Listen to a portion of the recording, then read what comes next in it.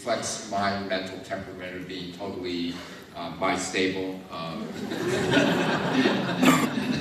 But anyway, I hope you are willing to eat a fast lunch. Thank you both very much. Thank you.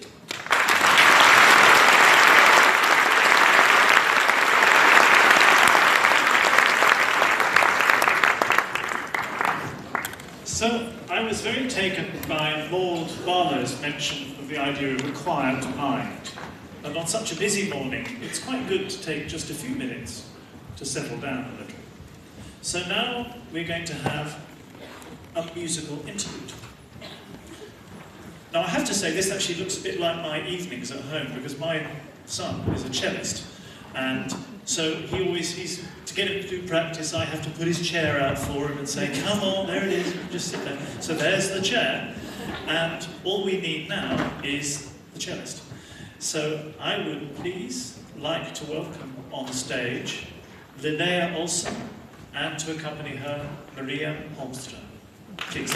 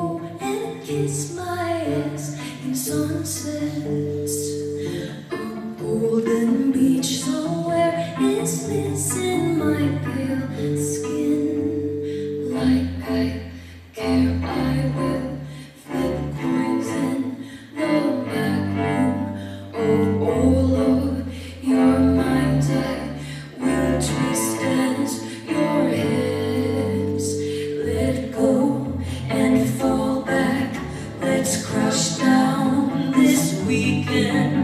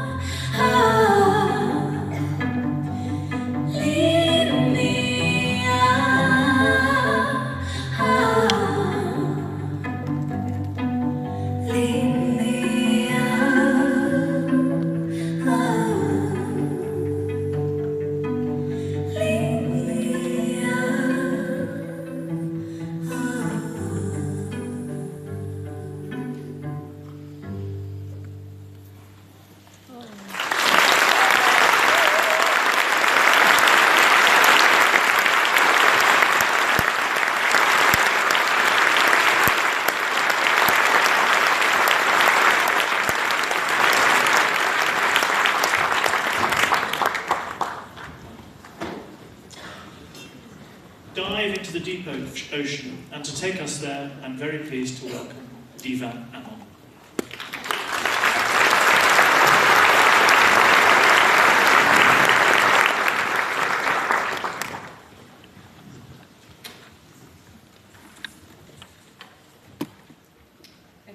So, good morning. My name is Diva Amon, and I'm a deep sea biologist. I'm from Trinidad and Tobago in the Caribbean, but I'm currently a research fellow at the Natural History Museum in London. So today I've been tasked with trying to ease us from freshwater into that of the oceans. And so to do that, we're going to go on a really quick journey. So the oceans are really the epitome of out of sight, out of mind. We're unable to see most of them, and for most of us, they don't appear to form part of our everyday lives. But now, more than ever, we're exploring, and we're seeing our oceans in a three-dimensional way, and we're finding that there is actually much more than meets the eye. Our oceans are the largest ecosystem on the planet. They give us 98% of all habitable space on Earth. And our deep sea provides us with ecosystem services that keep our planet healthy and keep us alive. It sequesters carbon, it regulates our climate, it detoxifies some of our oceans, and it also cycles nutrients. And it is increasingly being viewed as a source of crucial resources, things like minerals, medicine, food, and oil and gas. But the great size of this ecosystem comes with great responsibility. And yet, most of our deep sea is largely unexplored. We've actually seen less than 2% of our own deep ocean floor. However, the little that we have explored has shown us that the deep sea is not one big, dark, cold, homogeneous environment. Just like in shallow waters and on land, there are a variety of habitats. The most common of these are sedimented abyssal plains, some of which are turning out to be amongst the most biodiverse places on the planet in the top left. There are hydrothermal vents that gush superheated, mineral-rich black fluid and are swarming with endemic and uniquely adapted species in the top right. And there are seamounts, over 30,000 in fact, that have lush coral and sponge gardens, some of which may be thousands of years old, in the bottom left. And there are even lakes made of brine, 3 to 8 times saltier than that of the surrounding water down on the deep sea floor. And there are canyons, there are trenches, even the skeletons of whales form their own ecosystems, and the list goes on in the deep ocean. And it is because of that great variety of habitats that there is an incredible biodiversity of life. Life in the deep ocean pushes our boundaries, it breaks paradigms of life, and perhaps it can provide solutions to some of the greatest challenges facing this planet in the future. But we're also learning that life in the deep ocean is very difficult. Animals grow and reproduce very slowly, making them incredibly vulnerable to change. And the deep sea is already under pressure. We see our litter, our chemical pollution, and even the effects of climate change on nearly every expedition we go on. Who knows what else is out there waiting to be discovered? New species of sharks, crinoids, corals, the oldest species on the planet perhaps, maybe new antibiotics. Hermit crabs with anemones on their butts. But we can say for certain that if we keep looking, whatever we come across will not only surprise us, but it will be weird and wonderful in completely equal measures. So some food for thought as we look forward to this panel on the oceans. Pliny the Elder was a Roman naturalist, philosopher, and author. And nearly 2,000 years ago, he said, "By Hercules, in the sea and in the ocean, vast as it is, there exists nothing that is unknown to us." And that was nearly 2,000 years ago. And of course, at that point, Deep sea exploration had not even begun. And so that kind of mindset is exactly what we need to not have, because there is still so much to discover in our oceans. Moving forward, we need to keep working together so that we can better understand, better value, and better manage our oceans, not just for us now, but for generations to come. Thank you.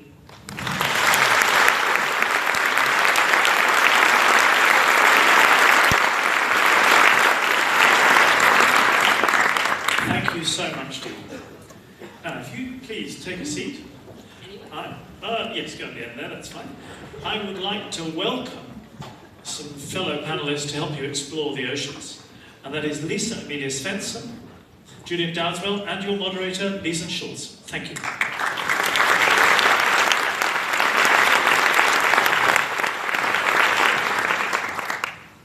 Thank you, Adam, and thank you, Diva, for your beautiful presentation that really took us from freshwater to the oceans. With me I have Lisa Amelia and Julian as well. It's great to have you all here. I'd like to start with bringing in the audience a bit, actually, because I think we all do have a relationship to the oceans. So how many in this room ate something from the ocean in the last week? Yeah, quite a lot of people. And how many feel that they have a personal relationship to the ocean, like you like to go and see the ocean for recreation? Yes, we love the oceans. And then actually one more thing, we just take one big deep breath together. And now we brought the oceans into the room, because every second breath we take is actually from the oceans.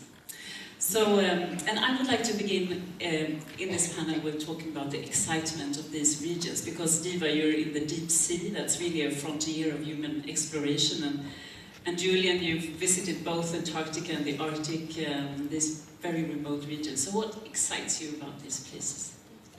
I think I'm fairly lucky in that, as a deep sea biologist, there are very few careers on the planet that allow you to be amongst the first people to see something that before that moment we had no idea existed.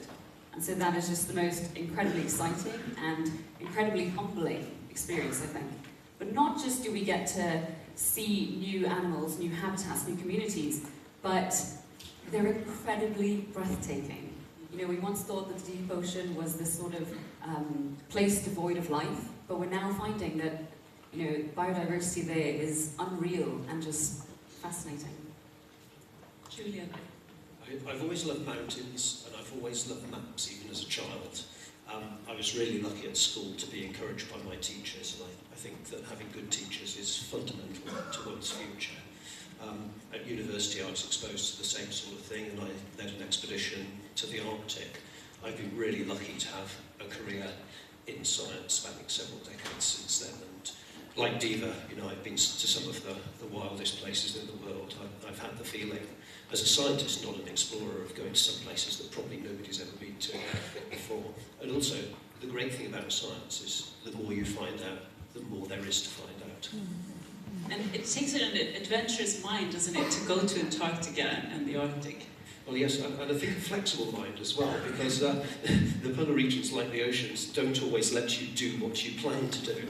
And so we've always got a plan B, and even occasionally a plan C when the ice doesn't let us go to the first place. And sometimes we've had to completely rewrite the science on the hoof. But there is so many questions that you can ask that is always possible. I visited Antarctica, and I was struck by that you see the polar region, the ice is so dead, but then you see all that life underneath the water. So you see the waves, and this, it's just so rich with life, these regions. But you also see, of course, in these regions, the human imprint.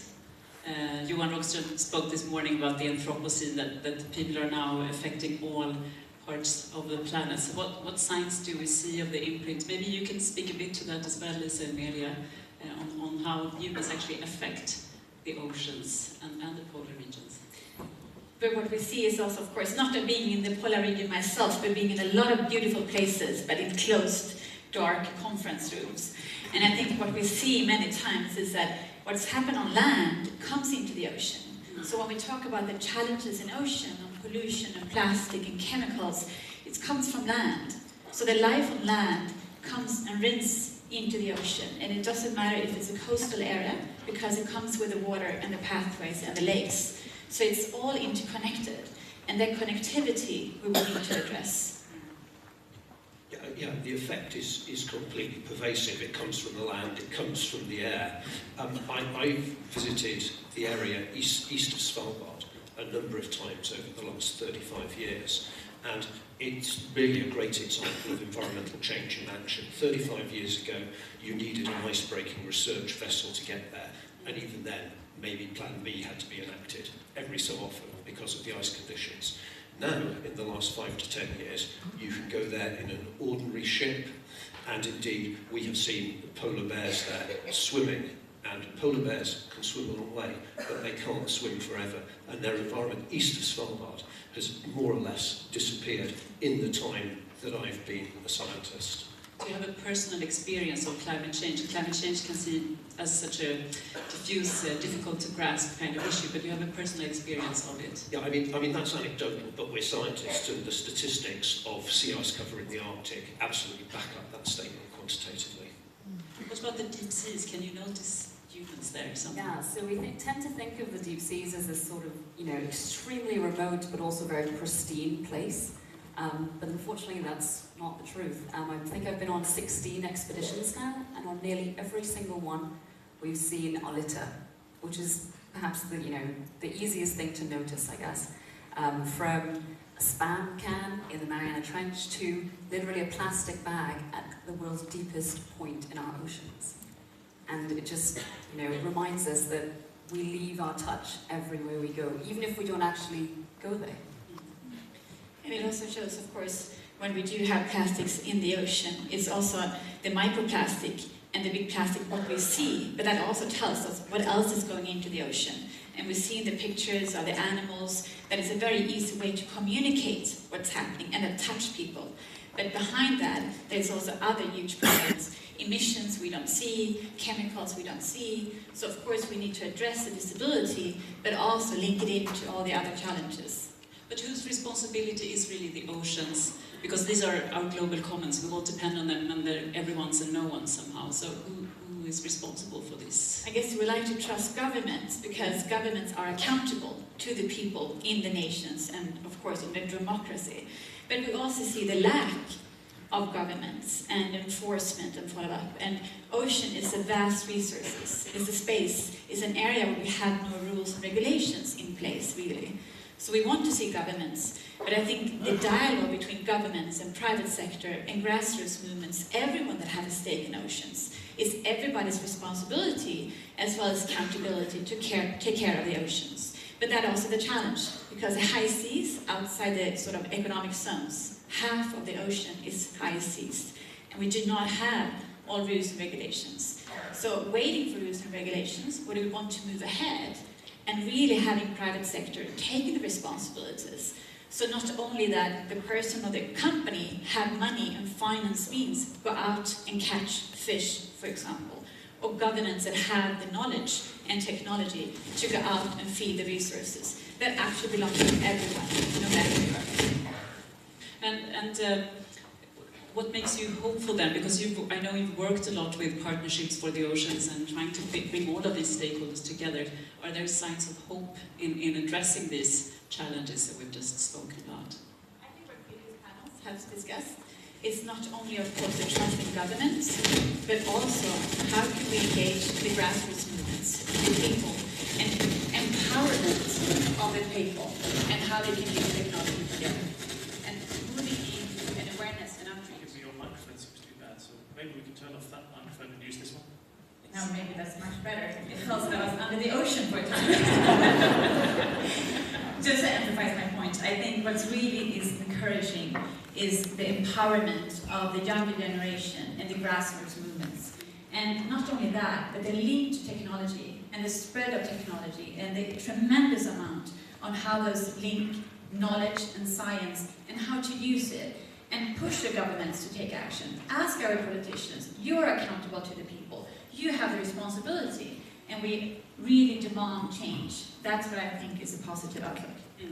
And since we are at the Nobel Week Dialogue, I'd like to also talk a bit about the role of science, especially in this endeavor, because of course I'm also a scientist. We search for knowledge, and knowledge is really important, but is there more that we can do when we work in these particularly sensitive regions to really, I know you're both connected to also communicate about your findings. So can you say something about the role of science? Yeah, I think that science has two roles. One, and most fundamentally, it is to understand and quantify the working of natural systems, of which the ocean and the ice that feeds into it is one. But it is certainly the case that that needs to be communicated to, and I think everybody in this room realises this, and we're all trying to do that in a variety of different ways.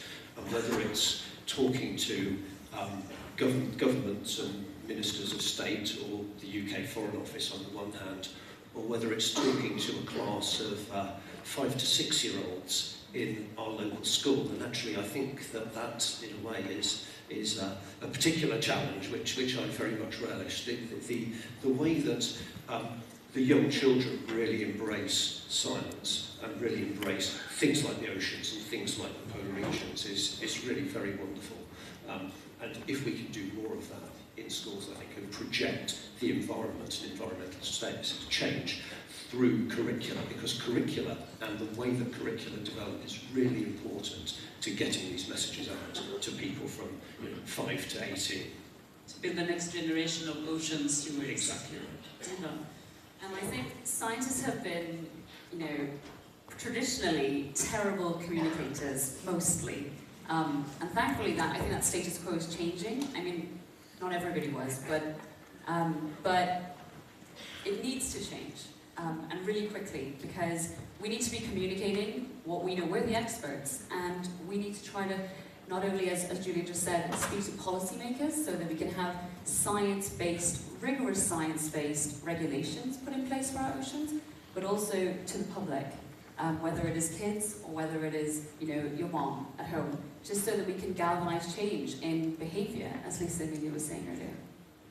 Something we've tried at the Stockholm Resilience Center, where I work, is also to connect with business leaders of businesses who really depend on the ocean, and to bring them together and showing them the facts that if they continue business as usual, there will be no business in 10, 15 years, but then also to provide a platform for them to discuss how they can operate in a different way.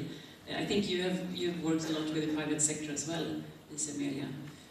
So one of the goals that we're talking about is the 17, which is public-private partnership. And I think the dialogue between the public and private, and how you find a win-win situation where we both want to have the same thing, that's how we kind of can achieve not only the ocean goal, but all the goals on the sustainability that Johan Rockström also talked about. It's not just one goal, but how can we, in a sort of social, collectively work together. That's how the private sector needs to be involved. And we are currently working with the private sector on so many different angles. And they want to be part of the solution. And we do have leaders, and I think we need to join the leaders together to move the action. And also explain why the governments need to be accountable, but also why the private sector needs to go ahead and showcase for other private sector that this is a thing to do, and we need to be in there together. Just some final words then, because we're soon out of time, and I want to go back into the audience again, because you apparently all ate something from the ocean and have a personal relationship to it, so I'm sure you're into to also support the oceans now that we know how much we depend on it, so or on them. So what would be something that people in this room can do for the oceans? Well, first of all, I think we want to be inquisitive. We want to make sure that we ask questions, and as far as we can, we want to understand what is going on in the oceans, and in my case, the icy world, and how those two interact together. And I think to build up a knowledge base, if one can, allows us then to understand and then to advocate in the most effective way. So I think it's understanding and then advocacy. So learning more about the oceans. Thank you. I think we should think about how we are living our life, who's taking care of the life that we lived, meaning the waste and the garbage, plastic, one of them, and what does that bring and how does it come into the ocean. So closing the loop and really start to rethink what are our residents from the consumption that we use. again, this fact that the things that we do from land end up in the ocean, so making sure that we bring that back into our system. Yeah. I guess my answer is a combination of both. We need to A, gather the knowledge, B, use that personally to become better consumers, more responsible consumers. And finally, we need to learn, I guess, not just from the science, but also then take that knowledge that we gain and teach others, inspire others. Because once you know something, you can't unknow it. And I think that's when behavior is really going to change. Thank you so much. Thank you, everyone.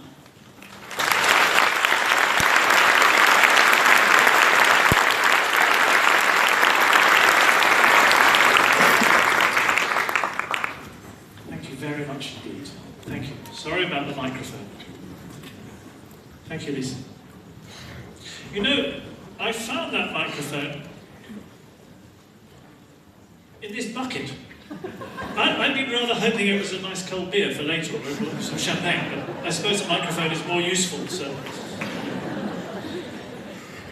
The theme of the role of science came up in that panel, and we're very privileged to have a large number of Nobel laureates at our dialogue today, but of course there are some other laureates in town this week, the 2018 Nobel Prize laureates, and we asked a couple of them for their thoughts on the role of science, and we have a short video.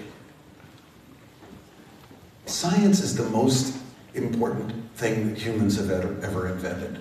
And really, what I mean by that is broader than just science. It's really intellectual inquiry. So the work of novelists, the work in the humanities, the work in the sciences, where economics sits a little bit in between the hard sciences, the humanities, and literature.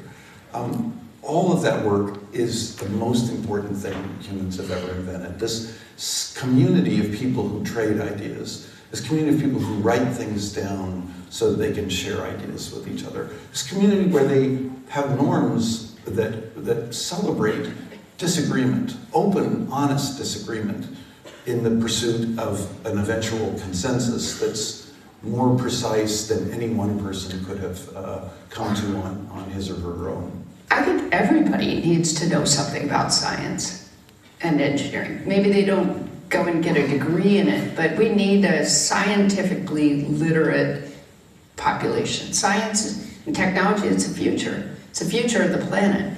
Without science and technology, we won't feed 10 billion people. We won't provide water. We won't have cities that are even worth living in. It's science and technology, so everybody has to do it. And most certainly women are going to play a huge role in the future of science and technology, because that's where 50% of the best minds are.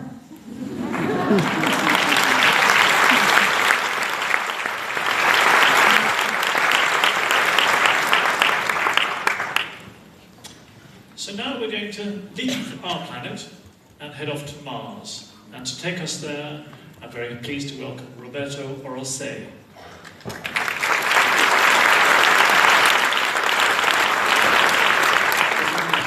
It's a pleasure and an honor to be here today. So we will be talking about Mars and what has to do Mars with Earth. Well, if I showed you this picture, and I didn't tell you this was taken on Mars by the Curiosity rover, you would think we are, except for the reddish color of the sky, somewhere in the, well, southwestern United States maybe, or even Sahara Desert.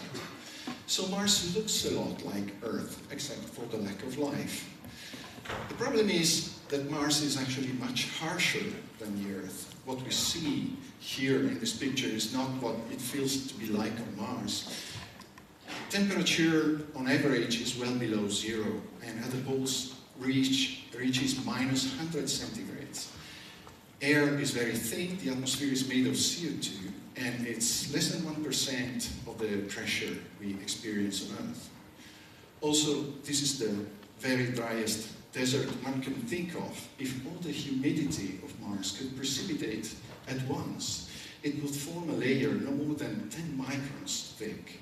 So it's drier than any desert of Earth could ever be. Now, there are signs that things were very different in the past. And this is the kind of things that has given us clues about the distant past of Mars. In place, we see river beds, we see lakes, but they are all dry. This one in particular is called an outflow channel. It has been probably produced by a single catastrophic event of water release, the like of which current Earth has never seen. So Mars in the past had different climate. It had to have a different climate because otherwise water could not exist on its surface. But for this to happen, it took a different atmosphere, made of CO2, but much denser than the one that exists today, and which would form and cause a beneficial, this time, greenhouse effect, capable of raising temperature above the melting point of water. However, things changed pretty soon. Mars, being much smaller than the Earth, having a weaker gravitational pull, it could retain its atmosphere over the ages. Also, Mars lost its magnetic field very early in its history, and our magnetic field protects our atmosphere from erosion by the solar wind, the flux of particles that constantly is emitted by the sun and hits us. But without a magnetic field, the process of atmospheric loss accelerated.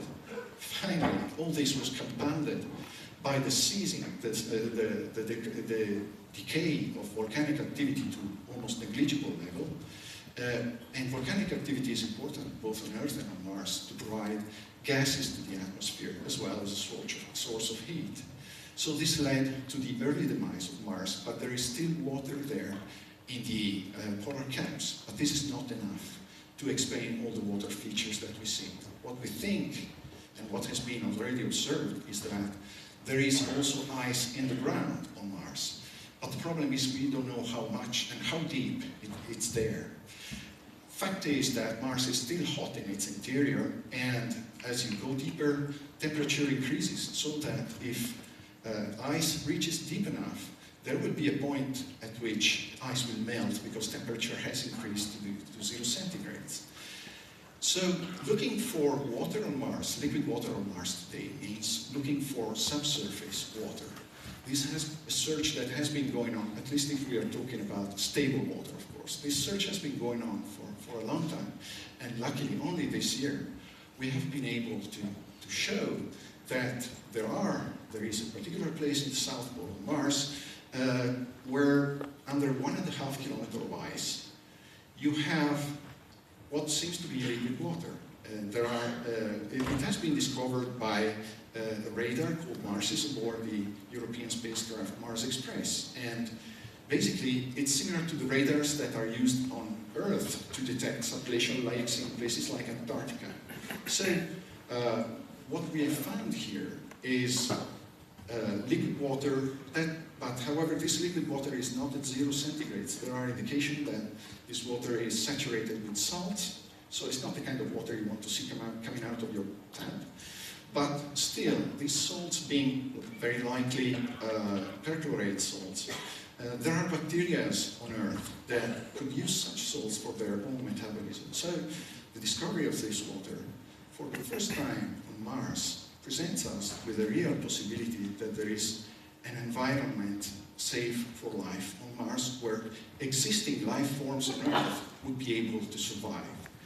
And if Mars in the past, in its temperate age, has developed life, maybe life is still there waiting for us to discover. Thank you.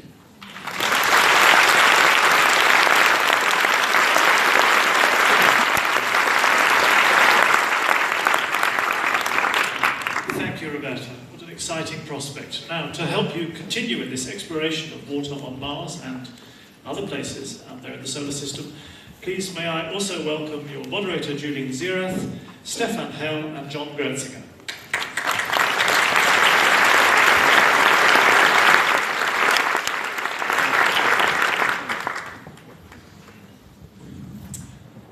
So I'd like to welcome you all to this panel, Water on Mars. And Roberto, thank you for setting the stage for us all. And I'm joined here by Stefan and John. And I think for the next 20 minutes, we want to have a really lively dialogue and discussion on topics that are really related to water on Mars and how that influences on our own planet. So Stefan, I want to start with you. You've spent most of your life behind the lens of a microscope. So why is it important for us to look for water on other planets? Well, I think there are two fundamental reasons from my viewpoint, and one is the simple fact that water is a very abundant substance in the universe. Some say the second most abundant substance. And so we need to understand, where does it come from actually? Was it made in a single event? How is it distributed? Has it changed? How was it formed on Earth or not formed? Does it come from somewhere? That's one of the reasons. The second reason is, of course, that life as we know it, at least, requires liquid water. And we need to understand, has there been similar events outside this Earth as well? So I'm going to go, was it a surprise, the discovery of water on Mars? I think every time we have a vehicle that looks down at the surface of Mars from orbit, or a lander or a rover that then confirms that there was once water on the surface of Mars, it's always a great discovery. It just seems so improbable based on just looking at the planet today. So Roberto, you talked a little bit about the existence of life. So what do we need for the emergence of life from planets like Mars or other ecoplanets? And what's an ecoplanet, by the way? I think that the fair answer is that we don't know. You're not able to create life in the lab. We know that the elements that are necessary to life are essentially life as we know it is liquid water and a certain amount of carbon, nitrogen, oxygen, and other elements. And we need a source of energy, but we don't know if this is enough to start the process. We don't know. So what do we need for a habitable life on a planet like Mars? We're basically putting a lot of efforts into making expeditions outside of this planet ourselves. What do you think we need for a habitable life there? I mean, obviously water is going to be one of them, because that's the theme of this whole meeting. Well, looking for water on Mars and looking for signs of extant or extinct life is to me connected to a more grander question, which is life common in the universe? As I just said, on Earth, it's difficult to understand the whole entire process leading from inorganic Earth to the simplest form of life. And maybe exploring Mars is a way to bypass our ignorance and go directly for the answer. If we were to find that life exists or existed on Mars, we would have to conclude that life occurs whenever there are the conditions that we think are necessary, that there is no special happening required for that. And we would be led to conclude also that life must be abundant in the universe. Do you have a sense of how much water is there under the surface of Mars? You know, I think that as Roberto was saying during his presentation, we really know now that with a high degree of certainty that there was once a lot more water than exists now, and for reasons that he described, the atmosphere was lost. And really the trick is when you go through the architecture of building a mission like the Curiosity rover and pick a landing site, you have to hope that what you will find is immediately a place where there was once water that was present, that you'll be able to use your analytical instruments to look for the key elements of life: carbon, hydrogen, nitrogen, phosphorus, sulfur, and we found all those. How do you read that? Well, so you have instruments that will then give you an inventory of those elements, but then also tell you the minerals that they're in. And that's very important because that tells you about the redox, you know, it's iron in the +2 state or the +3 state. Because microorganisms, in order to survive and be habitable, need to be able to work with those electron flows. I mean, you're a physicist. What kind of tools do you think we're going to need? Well, possibly a microscope to look at the details, but I have a question for you. I mean, you mentioned that there was an atmosphere on Mars probably, and there was water on Mars most likely. So why did the water disappear, or what are the conditions actually for holding the water on a certain planet? I think that from what we know today, most of the water on Mars has left with the atmosphere. So as the atmosphere was being dragged away and lost in space, even water in there was lost. But again, the big possibility is that a lot of water is still waiting for us on the surface, and perhaps the liquid water found under the polar cap is just the beginning. is deeper into the crust in areas which are more difficult to probe with the radar. Ice is very transparent to radar waves. Could have more liquid water and a real environment. This is possible. We started a little bit with Stefan, why look? And I would just maybe want to ask you maybe to discuss why is it important to know this, and how is it important for us to understand more about ourselves from understanding water on Mars? Can we learn anything about our own planet from that study? John, go ahead. You know, I always like to say to my students that if we never find life on Mars, you can still make lemonade out of lemons, because it's not a sister, but it's a close cousin in terms of its earliest first billion years. And there may be remnants of prebiotic compounds that were important to leading to the evolution of life on Earth that are no longer preserved on Earth because plate tectonics turns everything over. But Mars is like in a state of suspended animation, maybe with the very beginning materials. That's for you. What are we going to learn about ourselves from understanding water on Mars? Well, again, maybe I'm going a bit off the topic here, but again, this to me is tied to the perception of our place in the order of things. And knowing about life and its occurrence in the universe, to me, will have such a cultural and philosophical impact on our lives that cannot be compared to anything we have discovered before. If we just think the fact that by moving the center of the universe from the Earth to the Sun has led essentially to modern democracy, because it was the telling blow to the theocratic oppression system born out of feudalism. Let's imagine, nobody can imagine fully what would happen if we were to find life on Earth, or outside the Earth, or not, actually. That's from you? Well, I think it's very important to realize that it might be very hard to have life on other planets. And I think the search for liquid water and for life on other planets and the difficulties that you have to take just prove that Earth, in a way, is very special. And so, in the end, we have to make sure that the Earth is preserved. And I think the search for life on other planets will tell us how precious actually our Earth is. We talked a little bit, because we did some prep, but extraterrestrial intelligence, and I think maybe you might have brought that up in the early discussions. Maybe you could say a few words about that, because in the search for water, we're also looking for new knowledge and intelligence, but talk a little bit about extraterrestrial intelligence. Well, the search so far has been What is it, first of all? Search for extraterrestrial intelligence. This essentially means looking for signals that are not natural, that are artificial in nature, coming from the rest of the universe. This has been done using radio telescopes, because radio waves seem to be a very convenient vehicle for information across stellar distances, but the search so far has been fruitless. However, our efforts compared to the magnitude of the task have been very limited. And in fact, by accounting for the area of space and the band of frequencies and the way in which the signal can be modulated, all our efforts amount to collecting a single glass of water from the ocean and expecting to find a fish there. Most of us have enough trouble communicating with each other, and now we want to communicate with the rest of our solar system. But can we use water for that? Is there any thought about that? Well, water is for sure,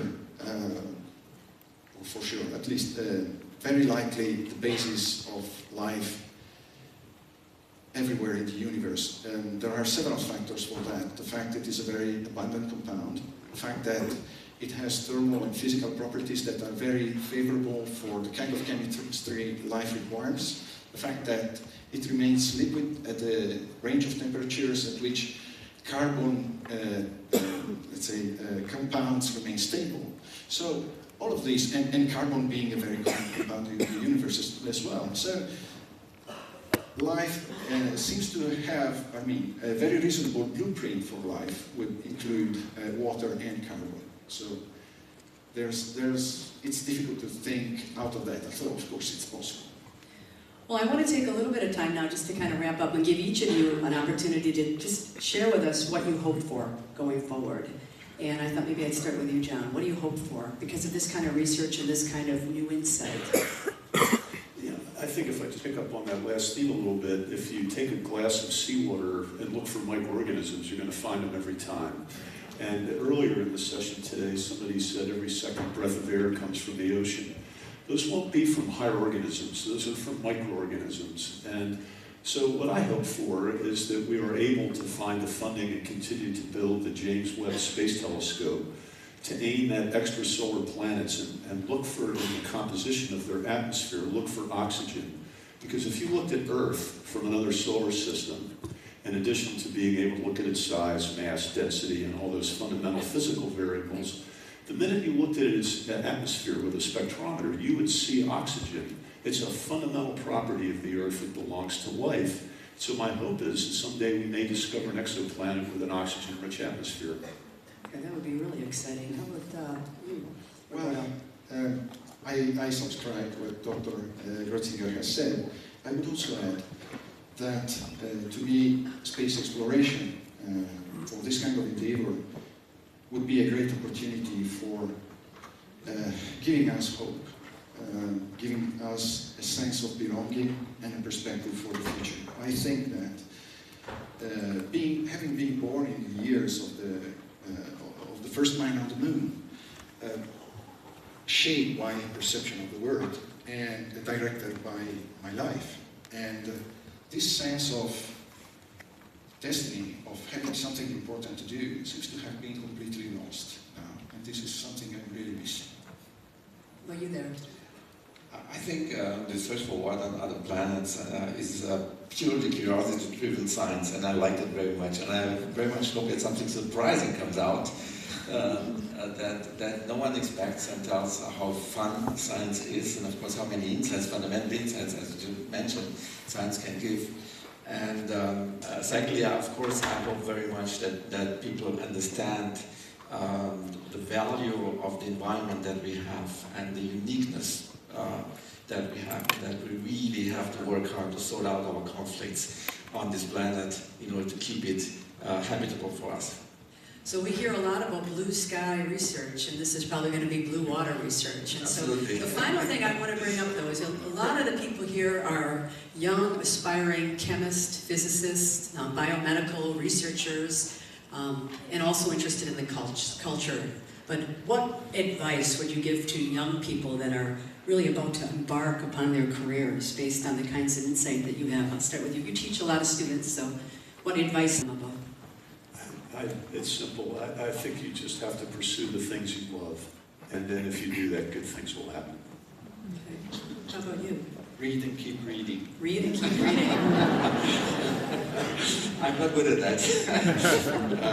I think passion for science, I fully agree. This is very, very important. And because if you're passionate about what you do, you overcome all of the hardships because it doesn't feel hard. And good advices. Yeah. And we do have a spectrum of people that are really interested in policy. And we heard a lot about trying to understand how politicians can help us in terms of our issues around water.